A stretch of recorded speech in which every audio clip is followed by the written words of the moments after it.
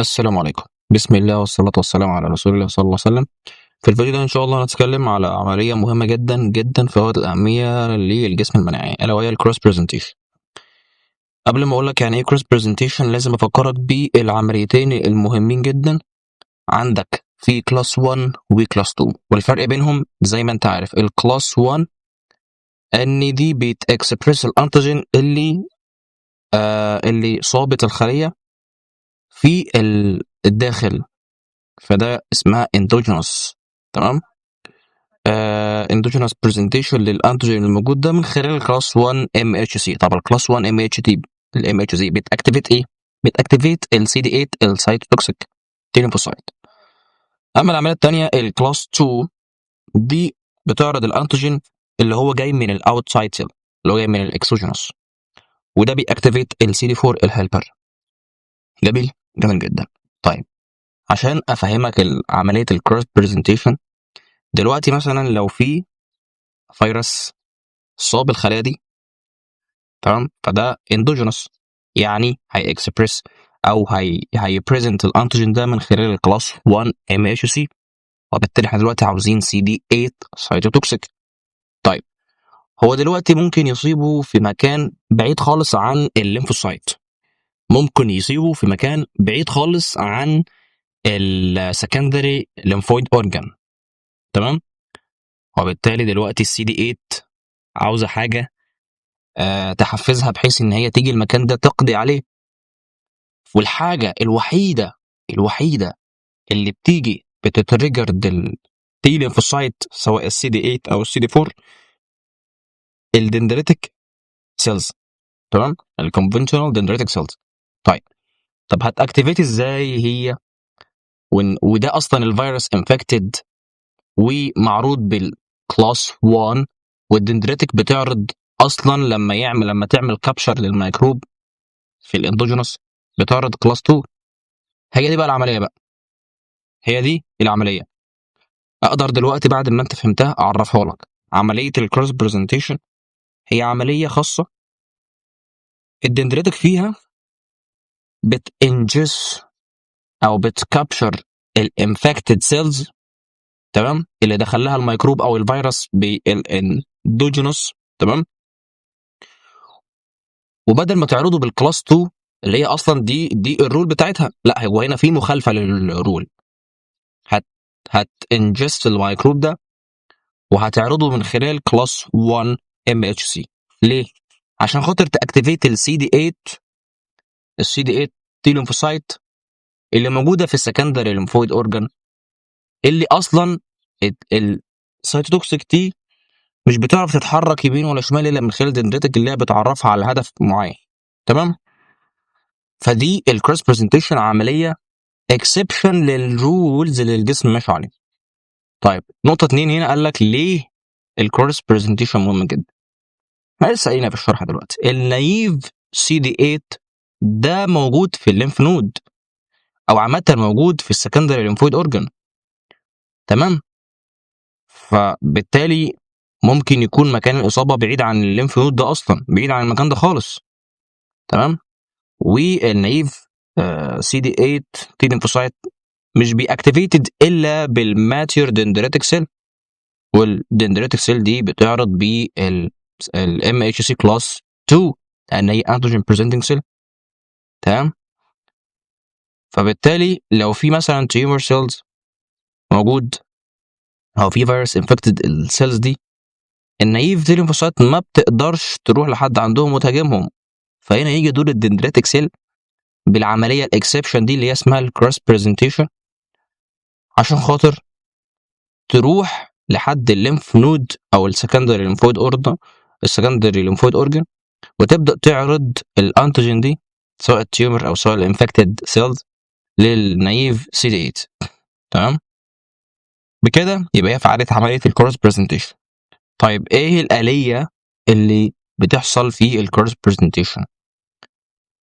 لو تفتكر الآلية اللي احنا شرحناها في الكلاس 1 وتفتكر كان كان الميكروب او الفيروس او التيومر ايا كان دي بتكون اندوجينوس، فبتخش داخل الخلية في السيتوزول، فيجي دور اللي بيعمل عمليه الانتيجين بروسيسنج، دور البروتيزوم اللي بيعمل عمليه الانتيجين بروسيسنج. فيبدا يحضر ست من سيكونس من الامينو اسيد اللي هي بتكسبرس ل particular من البيبتايد عشان تبدا تتعرض على الكلاس 1 ام اتش سي. بان بيجي الترانسبورت اللي هو التاب دي ترانسبورتر بتروح بتجيب بعد بتستلم من البروتوزوم ال ال ال ال سيجمنت او اللي هو البارتيكولر من البيبتايد ده، ست من البيبتايد ده، تمام. وتبدا تروح للاندوبلازميك ريتيكولم، هتلاقي هناك مستنيها التابسين. التابسين ده يكون واخد في ايده كده الكلاس 1 ام اتش سي اللي هي خلاص اكسبريسد من النيوكليوس من الام اتش سي لوكس، عشان خاطر تتاكد ان خلاص الخلايا الانتيجين دي، تمام، اللي هو الست من البيبتايد ده لودد على الام اتش سي، وبالتالي تكون الكومبلكس، تمام. فهو ده اللي بيحصل، ولكن يعني الدخله بس هي اللي بتختلف، تمام. فمثلا دلوقتي في الفيروس انفكتد او في الديد او في داينج تيومر سيلز او ميكروبيال انتيجين ده، تمام. بعد ما الدندريتك سيل بتكابشر وبتنجست كل دول او واحده منهم مثلا، تمام، بتروح للسيتوزول، بتلاقي هناك مستنياها البروتوزوم عشان خاطر تخش في عمليه الانتيجين بروسيسنج. انتيجين بروسيسنج زي ما انت عارف اللي هي بتشوف الست من البيبتايد اللي موجوده في الانتيجين ده عشان تقدر تعرضه على ال MHC للتيليفوسايت، تمام. فخلاص بتبدا الترانسبورت اللي هو التاب بتيجي بتقوم مستلمه البيبتايد ده للاندوبلازميك ريتيكولم. هناك بتلاقي التابسين موجود ماسك الام اتش سي في ايده. التابسين ده خلاص لما يتاكد ان الام اتش سي كونت الكومبلكس بتاعتها، لان طبعا زي ما انت عارف الام اتش سي لو قعدت فتره طويله ما فيهاش ما فيهاش البيبتايد بتهلك، تمام. فخلاص منين ما تتاكد ان الام اتش سي حمل عليها البيبتايد، بتبدا تسيبه وتبدا تخليه يشوف شغله بقى ويكمل لحد ما لحد ما يروح على السيرفس لما يكون الكومبلكس.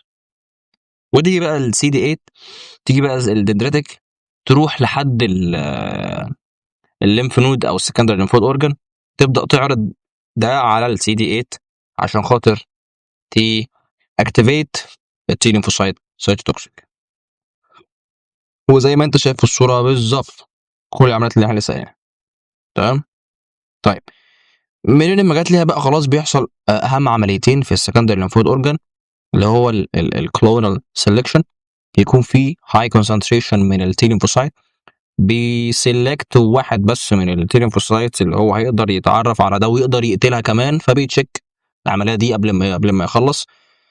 خلاص حصل كولونال سيلكشن، بيبدا يحصل كولونال اكسبانجن اللي هو بيبدا تكتر الافكتور تي سيل سايتوتوكسيك الخاص بالنوع ده، تمام.